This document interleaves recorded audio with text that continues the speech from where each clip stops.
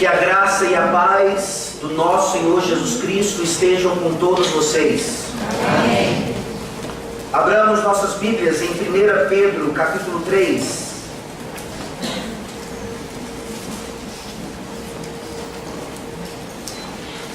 Pedro, capítulo 3. Permanecemos nesse capítulo, nessa epístola tão maravilhosa. 1 Pedro, capítulo 3, farei a leitura a partir do versículo 13 até o versículo 22. E a mensagem será nos versículos 17 e 18. 1 Pedro, capítulo 3, a partir do versículo 13 a leitura até o final do capítulo. E a mensagem os versículos 17 e 18. Essa é a palavra da salvação. Ora, quem é que vos há de maltratar, se fordes zelosos do que é bom? Mas ainda que venhais a sofrer por causa da justiça, bem-aventurados sois. Não vos amedronteis, portanto, com as suas ameaças, nem fiqueis alarmados. Antes, santificai a Cristo como Senhor em vosso coração, estando sempre preparados para responder a todo aquele que vos pedir razão da esperança que há em vós, fazendo todavia com mansidão e temor, com boa consciência, de modo que naquilo em que falam contra vós outros, fiquem envergonhados os que difamam o vosso bom procedimento em Cristo. Porque se for da vontade de Deus, é melhor que sofrais por praticardes o que é bom, do que praticando o mal.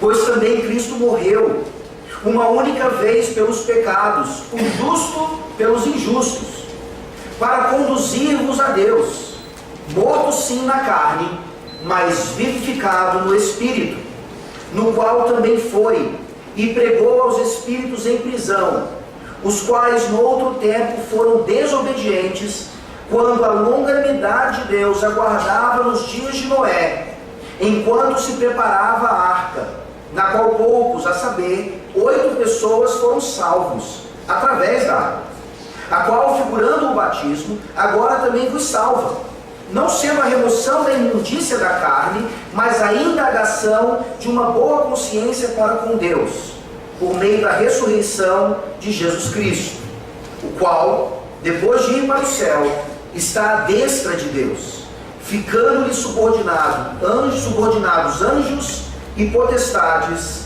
e poderes. Amém. Amém. Vamos orar. Ó Senhor Deus bendito, obrigado porque nós temos a oportunidade de ouvir o Teu Santo Evangelho, tanto das páginas do Antigo Testamento, como principalmente das páginas do Novo Testamento. E mais uma vez, nessa noite, o Senhor nos ajuda a compreender o que o apóstolo Pedro escreveu. E sabemos que não foi apenas para aquele primeiro grupo de pessoas, de crentes, que sofriam e que precisavam da motivação, mas também para nós hoje, que sofremos e ainda precisamos da motivação, ó Deus. Ainda precisamos entender qual é o nosso procedimento no meio de um mundo que jaz no maligno, nesse mundo caído, que ainda necessita tanto da Tua salvação, da Tua redenção.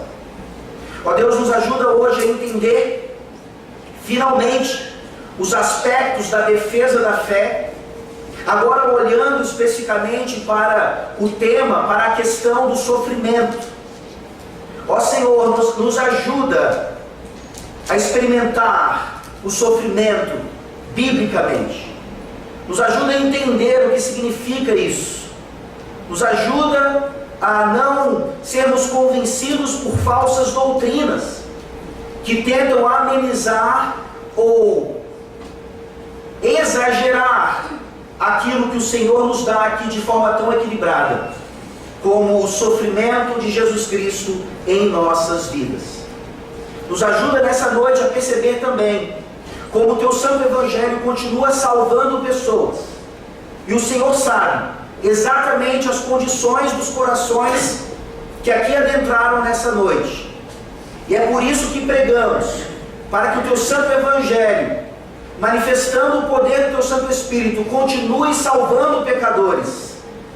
E é por isso, ó Deus, que nós oramos com fervor, para que esse Evangelho continue salvando pecadores, como Paulo disse, dos quais nós somos os principais. Tende misericórdia de nós, em nome de Jesus, aquele que sofreu em nosso lugar e nos ensinou como sofrer. É que nós oramos. Amém. Amém. Nessa semana que passou, alguns telejornais mostraram uma reportagem de um homem de classe média alta que, juntamente com outros homens, espancou, matou e esquartejou um jogador de futebol que tentara abusar sexualmente de sua esposa. A reportagem mostrava então que numa festa privada da filha desse homem, esse jogador de futebol estava ali, e enquanto a esposa desse homem se recolhera no quarto para dormir, esse jogador de futebol de alguma forma adentrou aquele quarto, estava prestes a forçar sexualmente uma atividade com a sua esposa, até que ele então conseguiu entrar no quarto juntamente com esses outros homens, fez tudo isso que eu listei aqui. E o interessante é que ele não tentou esconder. A reportagem era bem clara. Esse homem, aos prantos, respondeu a repórter que perguntou: você matou esse homem? Ele disse: matei. Como você matou esse homem? Ele disse: usando uma faca. E aí a reportagem continua mostrando que em nenhum momento esse homem e os outros tentaram esconder o corpo. Ele levou a polícia até onde as partes do corpo foram deixadas, e agora então o caso obviamente está sendo julgado. O delegado responsável pelo caso, também entrevistado, deu uma resposta óbvia, que eu e você também daríamos, sem termos estudado qualquer coisa de direito penal. O delegado disse: mesmo que esse jogador de futebol tenha feito tamanho ultraje contra a esposa desse homem, o que ele fez com o jogador de futebol foi desproporcional. Não justifica. E o nosso senso de justiça mostra isso. Mas quando nós olhamos para a reportagem, ao mesmo tempo que nós olhamos e entendemos que aquele homem, repito, de classe média alta, não era então uma vítima da sociedade, como alguns querem colocar. Ele exagera no ponto, ele vai além da medida, mas lá no fundo mesmo, nós tentamos nos colocar no lugar daquele homem e nos perguntamos o que é que nós faríamos se nós entrássemos em nossos aposentos, cujo leito precisa ser imaculado, e víssemos ali um homem tentando abusar sexualmente de nossas esposas. O nosso senso de justiça mostra que talvez não o espancássemos, ou matássemos, ou esquartejássemos, mas alguma coisa precisaria ser feita. E num certo sentido nós olhamos para essa situação e, apesar do exagero, o nosso coração diz: bem feito para esse jogador de futebol. Ele teve, em certa medida, aquilo que ele merecia. Ele sofreu por algo que ele fez e não precisava ter feito. Parece então aqui que o exagero está apenas no nível da punição e não na punição em si. E essa ilustração vem nos ajudar a entender exatamente o quanto o nosso senso de justiça muitas vezes não é bíblico. E por isso nós não entendemos então a doutrina do sofrimento na vida de um crente. E isso então é ensinado para nós, fazendo a complementação aqui daquilo que nós temos estudado como apologética.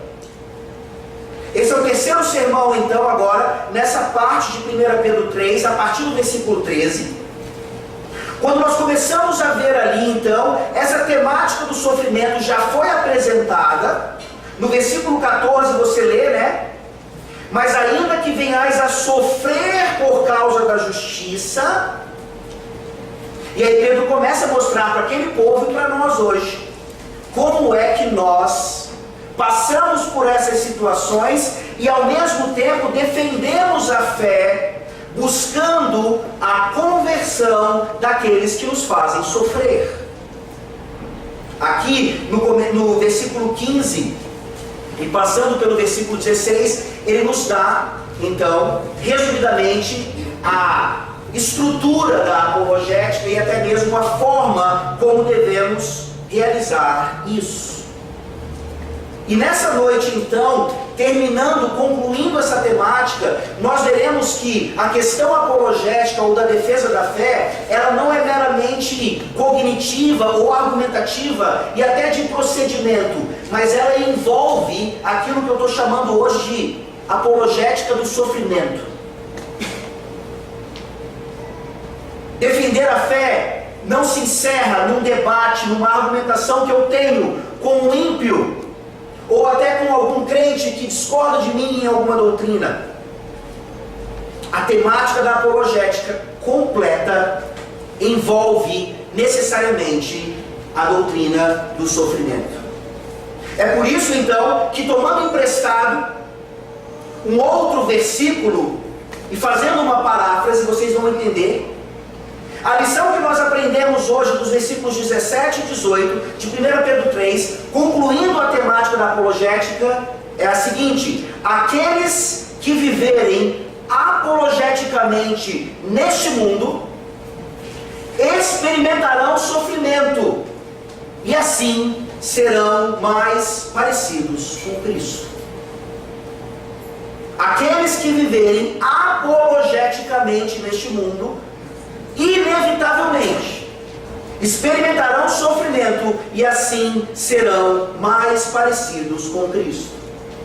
É interessante porque o início da questão apologética começa com Pedro dizendo: santificai a Cristo como Senhor em vosso coração, ou seja, é uma ideia pessoal do crente no relacionamento com Cristo, que obviamente se expande agora para outros, e termina nessa intimidade de sofrimento do crente com o seu Senhor. Se você está sendo convencido da sua missão apologética nesse mundo, saiba que inevitavelmente a missão termina em sofrimento. E a doutrina do sofrimento é fundamental para que entendamos de fato qual é a vontade do Senhor para as nossas vidas. E nós não compreenderemos isso se o senso de justiça que nós temos não for o senso de justiça das Escrituras. Por isso vejamos então em duas partes essa ideia. A primeira é a apologética do sofrimento dos cristãos. A apologética do sofrimento dos cristãos de uma forma geral. Versículo 17. Leiamos mais uma vez. Porque, se for da vontade de Deus, é melhor que sofrais por praticardes o que é bom, do que praticando o mal. Tem uma parte óbvia nesse versículo. E é interessante que a parte óbvia é a ideia implícita na argumentação de Pedro. Mas essa ideia implícita não é menos importante. E é por isso que começamos com ela então, que na verdade é o final do versículo. Qual é a ideia implícita aqui? Na sua obviedade, é: aqueles que fazem o mal devem sofrer. Um jogador de futebol, convidado para uma festa, que invade um leito, um quarto de casal, e tenta fazer o que ele tentou fazer com a esposa de alguém, no nosso senso de justiça, obviamente, merece sofrer. Tem gente que talvez ache que foi pouco o que ele sofreu. E o que Pedro está dizendo é: sofrer por fazer o que é mal, sofrer fazendo o que é mal, é algo justo e bom. Você discorda disso? E é interessante que você não precisa nem ser crente para ter esse senso de justiça. É interessante que nós olhamos para a temática do livro de Pedro, essa primeira epístola, e ele está trabalhando isso o tempo todo. Por exemplo, volte aí para 1 Pedro 2, versículo 14.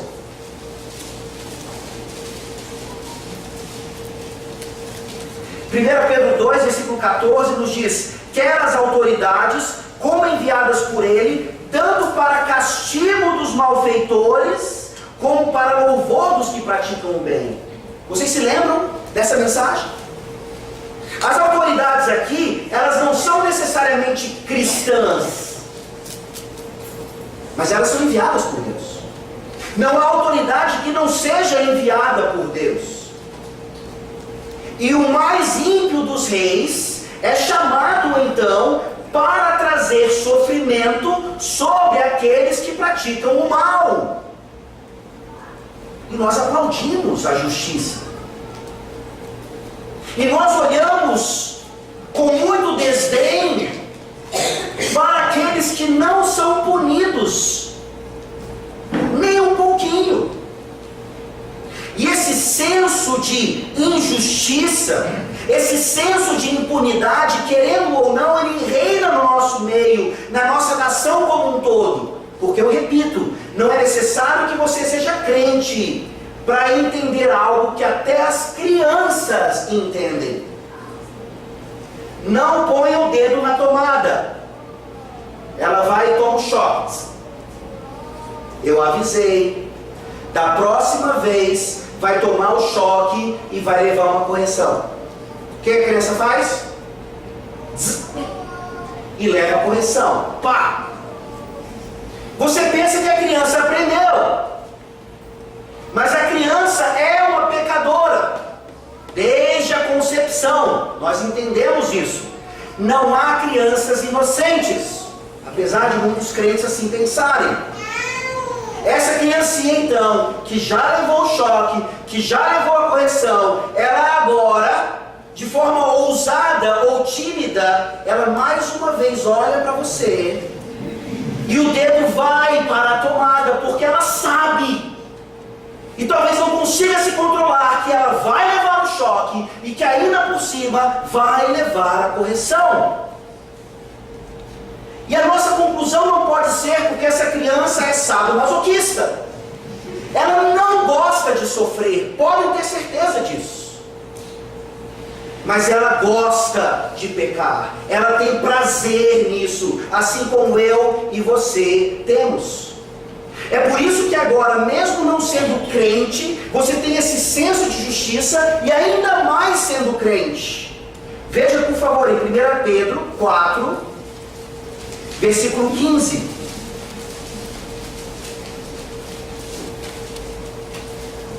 Os descrentes, eles pelo menos têm uma desculpa. O Espírito Santo não habita neles. Eles não entendem o Evangelho. Eles não têm o privilégio de serem carregados em asas de águia, como nós ouvimos hoje de manhã.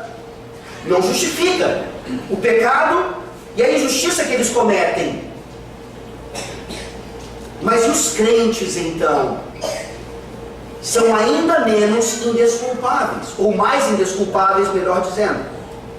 1 Pedro 4, versículo 15. Pedro diz, o mesmo Pedro, ainda nessa temática diz: não sofra, porém, nenhum de vós como assassino, ou ladrão, ou malfeitor, ou como quem se intromete em negócios de outrem. Óbvio, aquele que comete pecado, aquele que comete crime, deve sofrer a pena adequada, proporcional à lei de Deus. Ela é bem exata no que diz respeito a crime e castigo, pecado e punição. Ok, isso é óbvio, e até crianças pequenas entendem, até descrentes entendem. Mas esse é o primeiro argumento de Pedro. O segundo, agora, voltando lá para 1 Pedro 3,17, começa a não ser tão óbvio assim. Porque o que Pedro está dizendo lá? É melhor que sofrais por praticar o que é bom do que praticando o mal. Ou seja, o que Pedro está dizendo é: sofrer por fazer o que é bom é melhor ainda. Espera aí. Se alguém faz algo mal, deve sofrer. A nossa lógica e o nosso senso de justiça que começa a escapar da Bíblia agora é: se alguém faz algo bom, ele não pode sofrer por isso. Pelo contrário, como nós lemos lá, as autoridades devem louvar os que praticam o bem. Será que Pedro então aqui está nos ensinando algo diferente do que o Espírito Santo tem a nos falar? Não.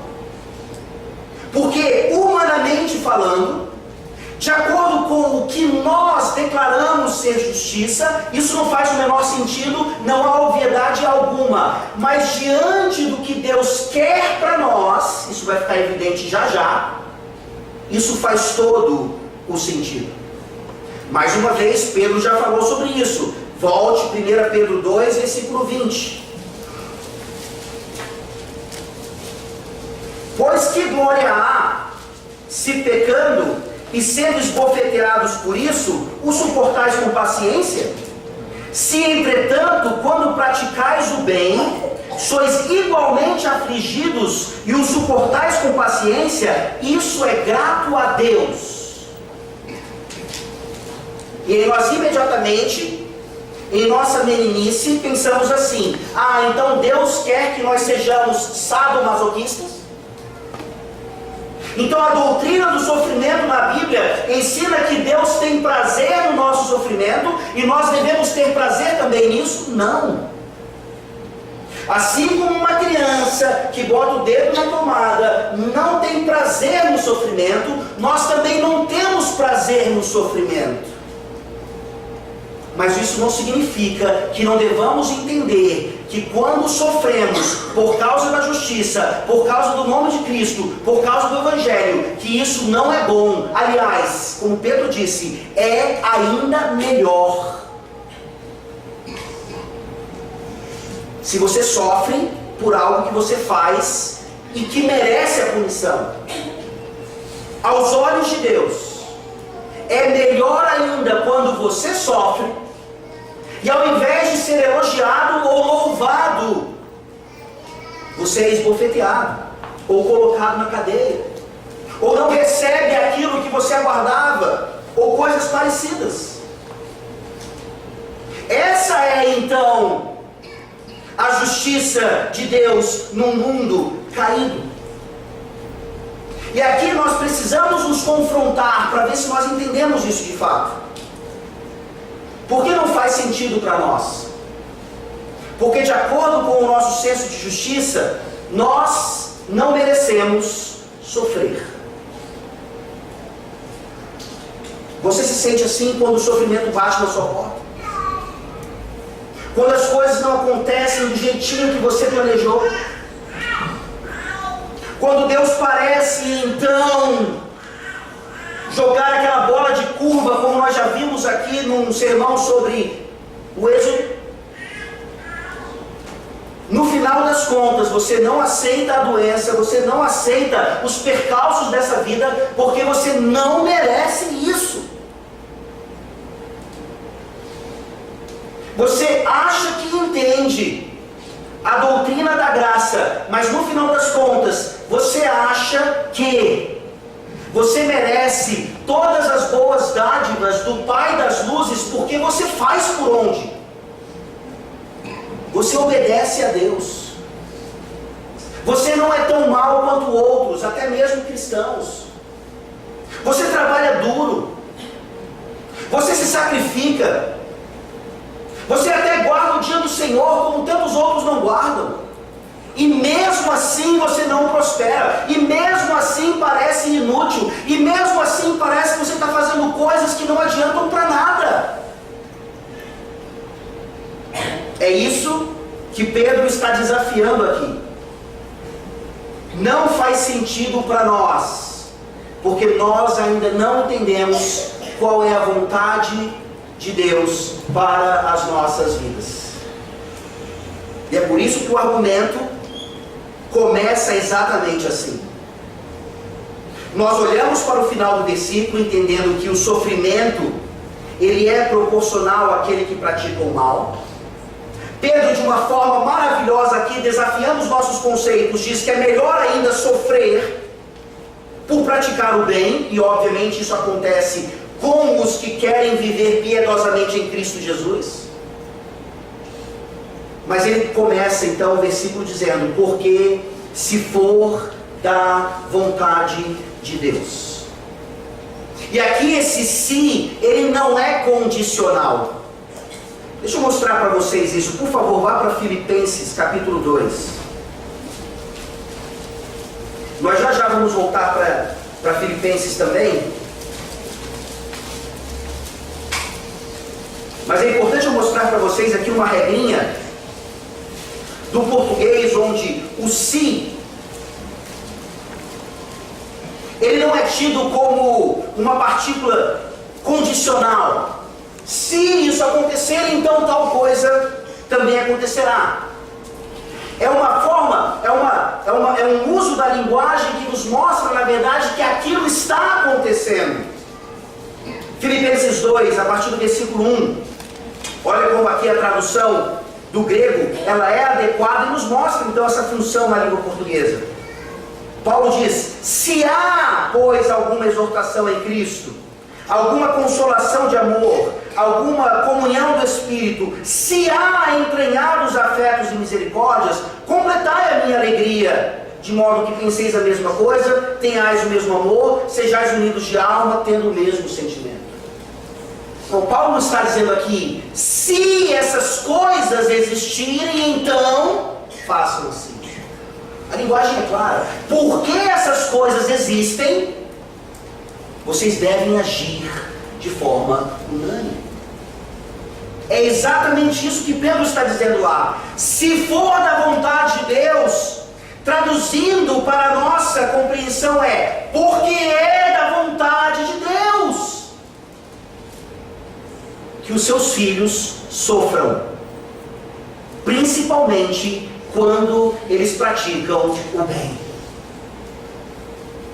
Que ser maluco que entende isso vai querer continuar sendo crente. Porque a nossa imagem do Pai das luzes é uma imagem de alguém que, na verdade, em primeiro lugar, não quer que nós soframos, e em segundo lugar, vai fazer de tudo para que nós não soframos. Não é isso que esses crentes aqui, a quem Pedro está escrevendo em primeira mão, estavam experimentando. Muitos deles, talvez como eu e você, começavam a desconfiar da bondade de Deus. Como é que nós largamos tudo para seguir a Deus e é isso que nós estamos recebendo? Alguns deles aqui eram espoliados de seus bens. Nós já tratamos disso. Nós, mesmo sendo perseguidos hoje, não chegamos nem perto do que esses crentes aqui estavam experimentando. E na hora de um sofrimento mínimo, nós revelamos o quanto nós não somos de fato calvinistas, ou não cremos na soberania de Deus. A vontade do Senhor é que seus filhos sofram. Isso não faz sentido. A parte do sofrer por fazer o que é bom já não fazia sentido. Agora então, é que essa teologia está ainda mais maluca. Mas se for hoje então o dia em que você vai finalmente entender que a vontade do Senhor é tão soberana, mas tão soberana, mas tão soberana, que até o câncer na sua vida é determinado por Ele.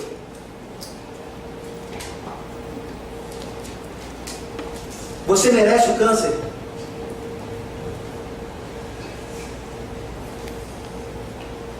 Deus sabe que você precisa do câncer.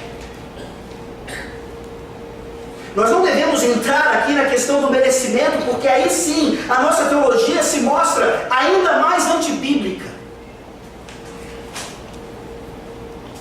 Mas quando nós entendemos que Deus é Pai e bom e todo-poderoso,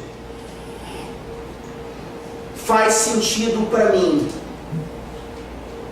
que é melhor sofrer fazendo o bem do que o mal, porque esse é o resultado de todo o crente vivendo num mundo caído. A Bíblia é nua e crua, e ela nos ensina então que de acordo com a vontade de Deus, cuja providência não falha. E é interessante porque quando alguma coisa boa acontece em nossas vidas, nós usamos essa palavra, foi providência de Deus. E quando alguma coisa ruim acontece, foi azar. Tentamos proteger a Deus dizendo que Ele não viu. Satanás conseguiu enganá-lo e colocou isso em nossas vidas.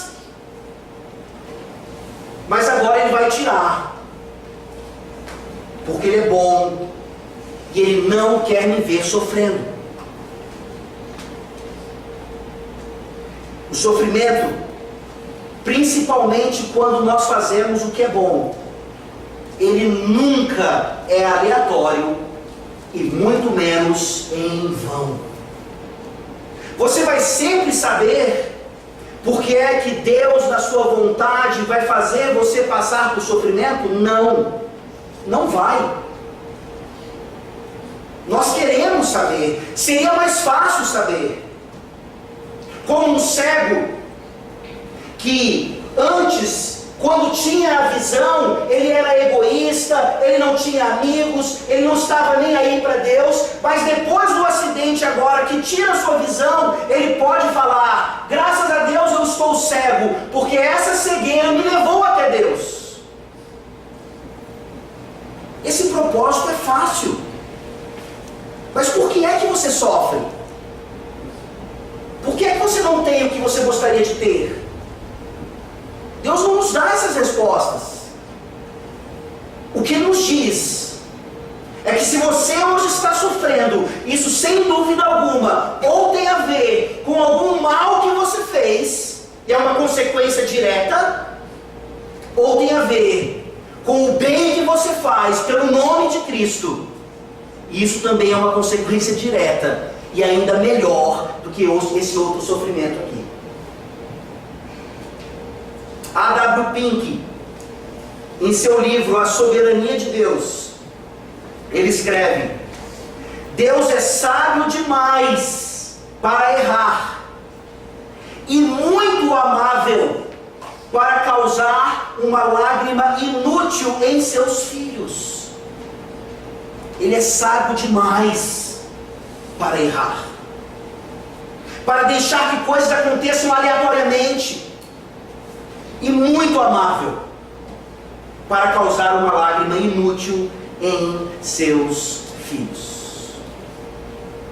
Esse versículo 17 nos mostra então o que é a apologética do sofrimento na vida dos cristãos.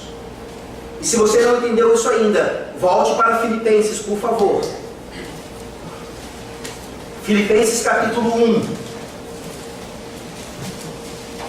Percebam que aqui você tem ainda mais evidente a ideia da luta pela fé, da defesa da fé, juntamente com a ideia do sofrimento. Filipenses capítulo 1, a partir do versículo 27. Vivei, acima de tudo, por modo digno do Evangelho de Cristo, para que eu, ou indo ver-vos, ou estando ausente, ouça no tocante a vós outros, que estáis firmes em um só Espírito, como uma só alma, lutando juntos pela fé evangélica, apologética, e que em nada estáis intimidados pelos adversários, pois o que é para eles prova evidente de perdição, é para vós outros de salvação, e isso da parte de Deus. Porque vos foi concedida a graça de padecerdes por Cristo, e não somente de crentes nele. Pois tendes o mesmo combate que vistes em mim, e ainda agora ouvis que é o meu. Você realmente crê que o versículo 29 é verdadeiro? Você nessa noite consegue sair daqui professando essa fé? Porque vos foi concedida a graça de sofrerdes por Cristo, e não somente de crerdes nele. Está aqui o segredo. O versículo 17 agora, obviamente, ele vai fazer mais sentido ainda à luz do 18. É a nossa semelhança com Cristo que nos leva exatamente a essas questões e a essas conclusões. E entendam, por favor, de forma bem prática, quando assim o Espírito Santo nos ajuda a compreender a palavra de Deus, quanta amargura, quanta raiva, quanto descontentamento, quanto sofrimento inútil vão embora das nossas vidas. Porque no final das contas nós sabemos que aquele sofrimento útil vem nada mais, nada menos do que pela vontade soberana de Deus. E o nosso objetivo, então, na apologética do sofrimento, é sermos cada vez mais semelhantes a Cristo Jesus. Isso nos leva ao segundo ponto: a apologética do sofrimento de Cristo. A apologética do sofrimento de Cristo. Versículo 18. Pois também Cristo morreu uma única vez pelos pecados, o justo pelos injustos, para conduzir-vos a Deus, morto sim na carne, mas vivificado no Espírito. A primeira coisa que nós vemos aqui é a necessidade do sofrimento de Cristo. E isso por si só já nos ajuda a sofrer. Isso por si só já nos ajuda a entender que o nosso sofrimento é ínfimo, que o nosso sofrimento é incomparavelmente menor em quantidade e em qualidade do que aquilo que Cristo padeceu. Mas qual é a necessidade do pecado, então, do sofrimento, melhor dizendo aqui? Pedro fala, numa expressão quando ele diz, pelos pecados. Cristo morreu pelos pecados. E a gente começa a compreender ainda a primeira parte quando nós entendemos o seguinte: nós sofremos sempre de forma útil da parte de Deus, porque isso tira de nós pecado e coloca em nós santidade divina. Quando você entende que o seu maior problema não é a sua doença, não é a sua falta de bens materiais, ou falta de qualquer outra coisa, quando você entende que o seu pecado é o seu maior problema, você sabe que essa é a ferramenta que Deus Pai utiliza para mortificar pecado em nós, para que sejamos mais parecidos com Cristo. É fácil entender essas coisas? Não. É por isso que é dificílimo ser crente de verdade. Brincar de ser crente é ótimo. Mas quando um desafio como esse aparece mais uma vez, o meu coração acaba revelando: eu não quero me livrar de pecado, eu quero me livrar das coisas que me afligem. E as coisas que te afligem estão ali para te livrar do pecado. É uma escolha de perseverança constante. E quanto mais maduro em Cristo Jesus, mais você vive apologeticamente nesse mundo e mais sofrimento você tem para se parecer cada vez mais com Cristo Jesus. Esse ciclo é inquebrável. E nós olhamos para Cristo, para que tenhamos alguma experiência, alguma esperança. O maior sofrimento do homem, mesmo que ele não reconheça, é o seu pecado. O pecado já é sofrimento.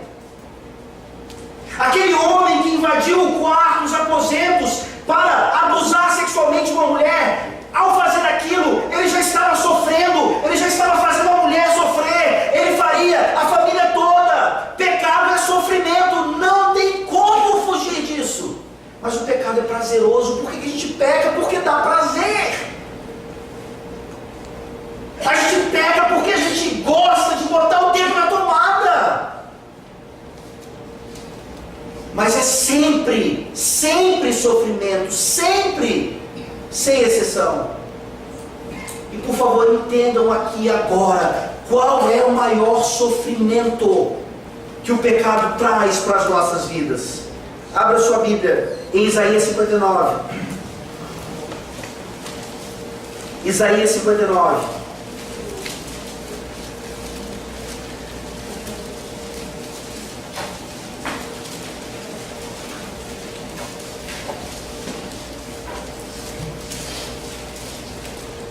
Versículos 1 e 2.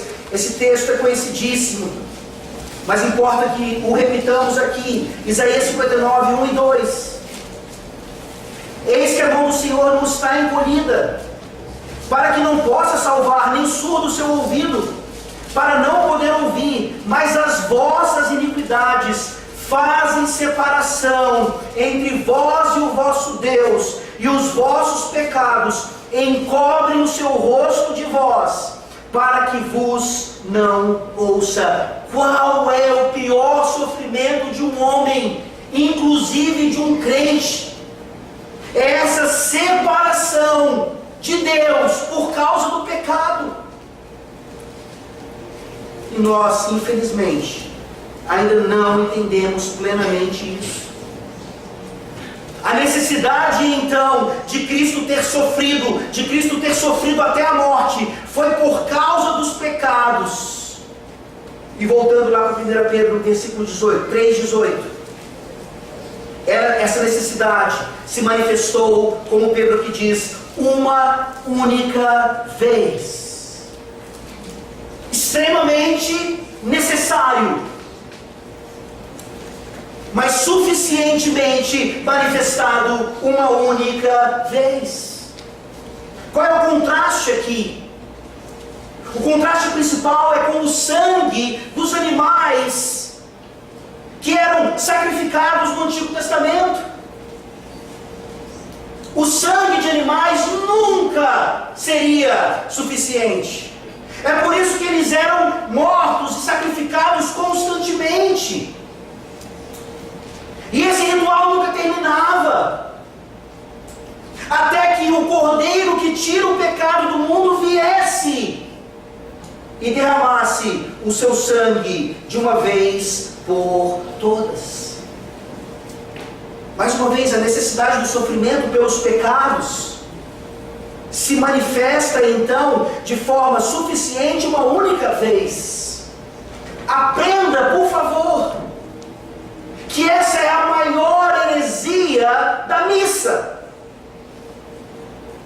Eu não sei se você aqui já teve alguma experiência com o catolicismo romano, se tem alguma experiência com isso, com familiares ou com amigos. Mas apologeticamente, então, saiba que o que ainda acontece hoje no catolicismo romano é uma repetição do sacrifício de Cristo, como se isso fosse necessário. Você consegue ver então como nesse ato totalmente pecaminoso e antibíblico,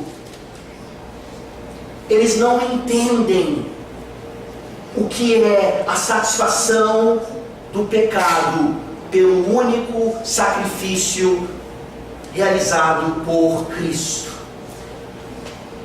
Uma única vez foi mais do que suficiente. E Pedro ainda nos mostra, nessa necessidade do sofrimento, ele o faz o justo pelos injustos. O único justo.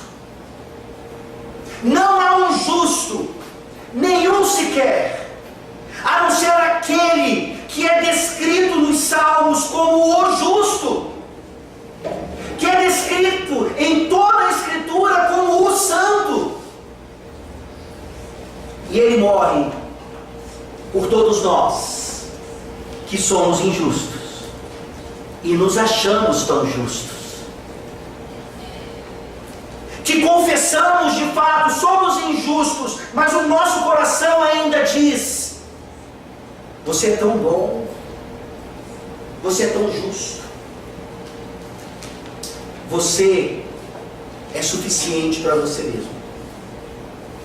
Jesus disse, no meio dos fariseus que se achavam suficientes: eu vim para os enfermos, eu vim para os doentes e não para os sãos. Pedro está nos mostrando aqui essa necessidade do sofrimento de Cristo.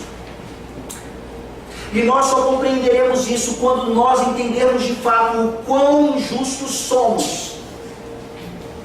Abra sua Bíblia, por favor, em Romanos 5. E aqui mais uma vez o nosso senso de justiça é desafiado. Romanos 5, versículos 6 a 8.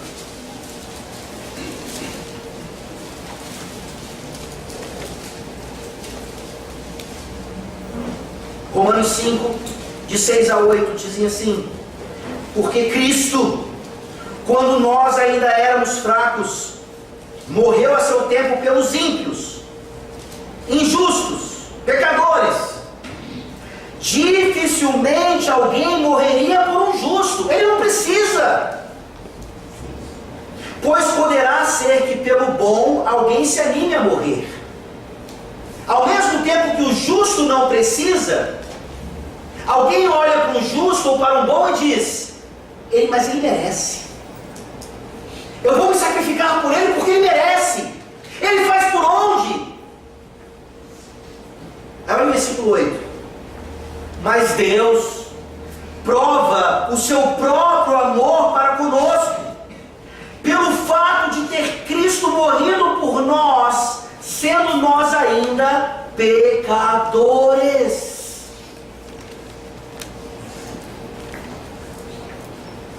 Se nós achamos que o nosso sofrimento é injusto, o que dizer do sofrimento de Cristo então? Quando nós sofremos, Satanás consegue nos fazer pensar, né? Lembra quando você toca o dedinho do pé na mesa de centro? Qual é o primeiro pensamento que vem na sua cabeça? O que foi que eu fiz para merecer tamanha dor? Isso é Satanás falando no seu ouvido, que todo sofrimento é necessariamente causa de algum pecado na sua vida. Esse era Satanás falando com os amigos amigos de Jó. E Satanás consegue mexer com a gente nesse sentido, porque no final das contas, a gente sabe que a gente deve alguma coisa. Mesmo que você diga assim, eu topei o dedinho, porque deve ter algum pecado oculto na minha vida. Eu oro para os 10 mandamentos e eu cumpro todos, mas deve ter alguma coisa que está faltando. Logo, topei o dedinho. Nós temos algo a esconder. Nós temos segredos. Nós somos impuros. Nós merecemos o sofrimento. É Deus tratando de nós. E se muitas vezes nós achamos injusto ou desproporcional a mão de Deus sobre as nossas vidas, pesada demais, o que pensar do sofrimento de Cristo? Ele não teve qualquer pensamento impuro. Ele não tinha segredos. Ele não precisava esconder nada de ninguém. Ele nunca pecou. Ele está sendo descrito adequadamente aqui como o justo. E ele topou o dedinho dele. Ele mais do que topou o dedinho dele.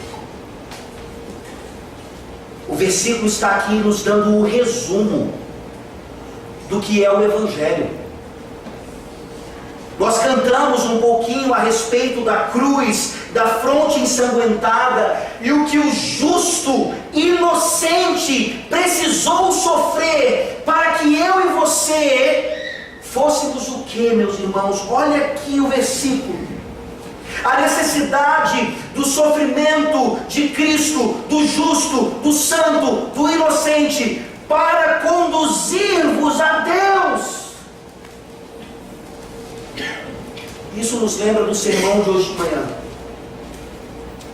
O quanto é incompleto eu entender a salvação como um fim em si mesma.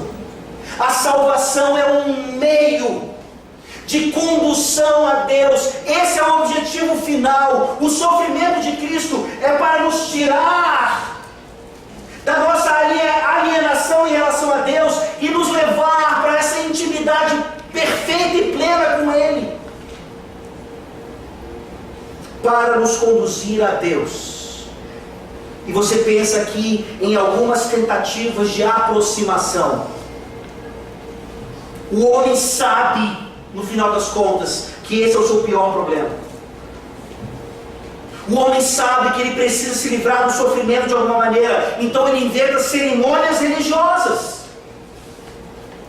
Ele inventa religiões. Nós tratamos de uma já aqui nessa noite. Ele acha que pela missa ele tem acesso a Deus. Falso.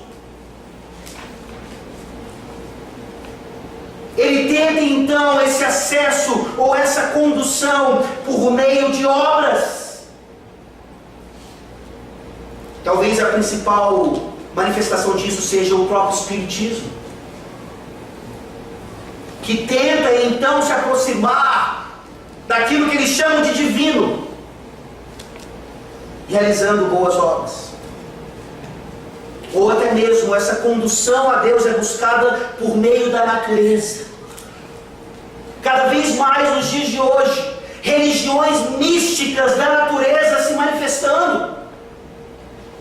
Pessoas achando que ao abraçar uma árvore elas estão se relacionando com Deus.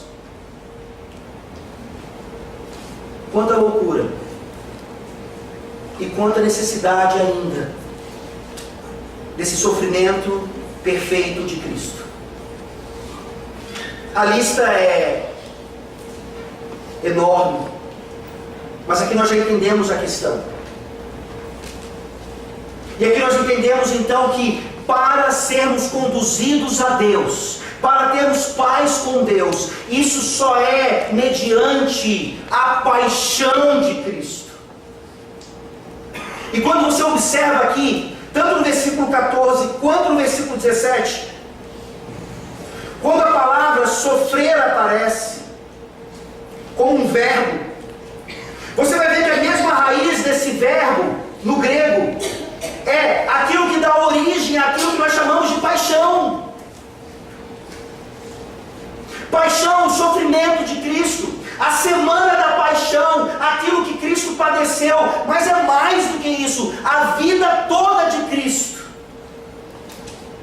Foi uma vida de sofrimento e de paixão, que obviamente teve a sua ênfase máxima naquela semana final, quando ele foi preso injustamente, condenado injustamente, esbofeteado, cuspido, recebeu uma coroa de espinhos, foi zombado e morreu a morte de cruz. Quão pequeno parece o seu sofrimento diante de uma realidade como essa. Pedro está mostrando então a nossa semelhança com Cristo, obviamente com distinções, mas proporcionalmente falando então, que ele de fato não precisava ter passado por isso, mas passou por mim e por você, e de acordo com a vontade de Deus. Tudo parece fazer mais sentido agora. E como eu disse anteriormente, não há sofrimento aleatório ou que seja em vão. Por isso Pedro termina mostrando o resultado do sofrimento. O finalzinho do versículo 18 diz: sim, morto na carne, mas vivificado no Espírito. Sim, o resultado final da paixão de Cristo foi a sua morte. Ele morreu. O santo morreu. Ele era Deus e ele morreu. Ele, sendo o próprio Deus, disse: em tuas mãos entrego o meu espírito, está consumado. Diante disso, até a nossa morte parece ínfima, porque toda alma que pecar, essa morrerá. Jesus nunca pecou. Sim, mas esse é o resultado do seu sofrimento. E aqui eu gostaria de ler para vocês, em contraste, a pergunta 49 do Catecismo Maior. Prestem atenção, já estamos finalizando. Como Cristo se humilhou na sua morte. Cristo se humilhou na sua morte, porque, tendo sido traído por Judas, abandonado pelos seus discípulos, escarnecido e rejeitado pelo mundo, condenado por Pilatos e atormentado pelos seus perseguidores, tendo também lutado contra os terrores da morte e os poderes das trevas, tendo sentido e suportado o peso da ira de Deus, ele deu a sua vida como oferta pelo pecado, sofrendo a penosa, vergonhosa e maldita morte de cruz. Vocês se lembram que eu falei que o pior resultado do pecado é a nossa alienação para com Deus? E foi isso que Jesus Cristo, o Filho Eterno, experimentou na cruz do Calvário. Meu Deus, por que me desamparaste? E ele faz isso então, não pela morte em si, não pelo sofrimento em si. Se teve alguém que não era sadomasoquista, era Cristo. E o resultado final então desse sofrimento é o final do versículo 18: foi vivificado no Espírito.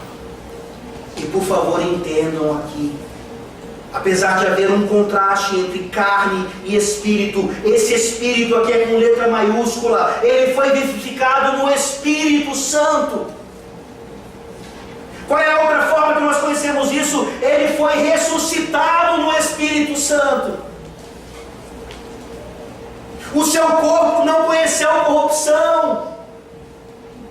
Ele levantou ao terceiro dia. E esse é o final, esse é o propósito, esse é o objetivo do sofrimento.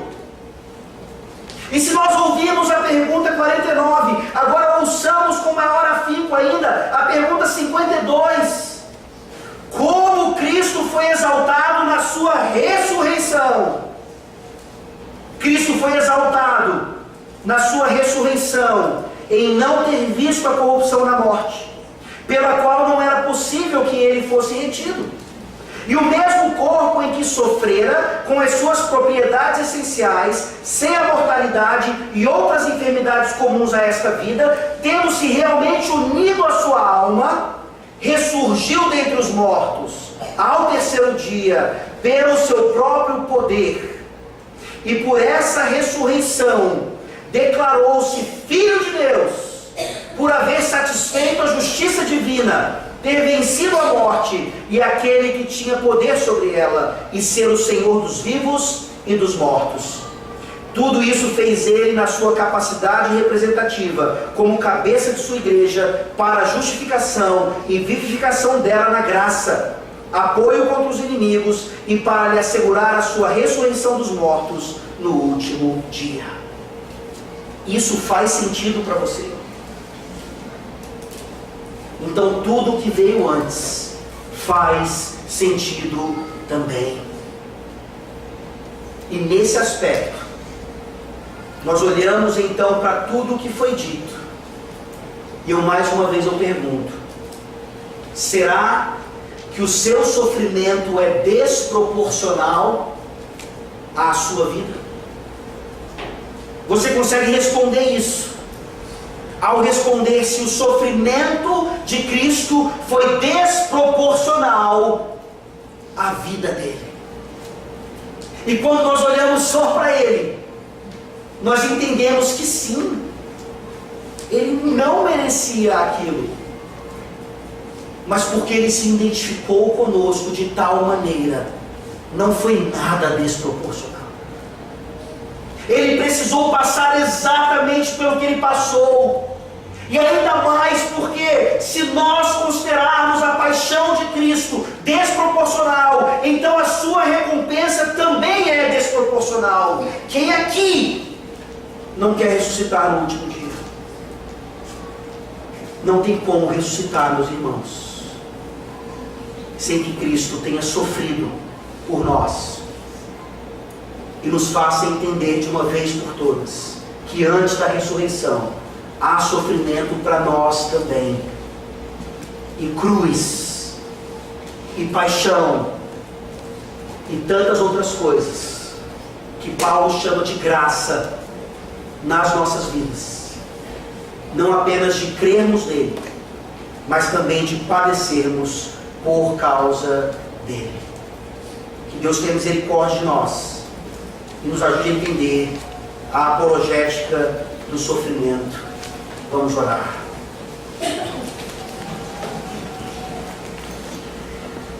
Ó Senhor Todo-Poderoso, Senhor bondoso, amável, imutável, soberano, obrigado pelo verdadeiro Evangelho, que confronta ainda os resquícios de pecado em nossas vidas, nos ajuda a colocar nossas mentes em total sintonia com o Senhor, e assim sabermos o que é padecer por causa de Cristo e no nome dele. O Senhor abençoa essa igreja na sua experiência da apologética do sofrimento, e que por meio disso então, ó Deus, mais e mais e mais pessoas venham sofrer conosco, como uma verdadeira conversão, como fruto de uma regeneração genuína, que nos leve então a total esperança de que mesmo sofrendo agora, e até por causa disso, nós teremos eterna redenção garantida em Cristo Jesus e na sua redenção. Tende misericórdia de nós e nos torna mais parecidos com Ele. É no nome dele que nós oramos. Amém.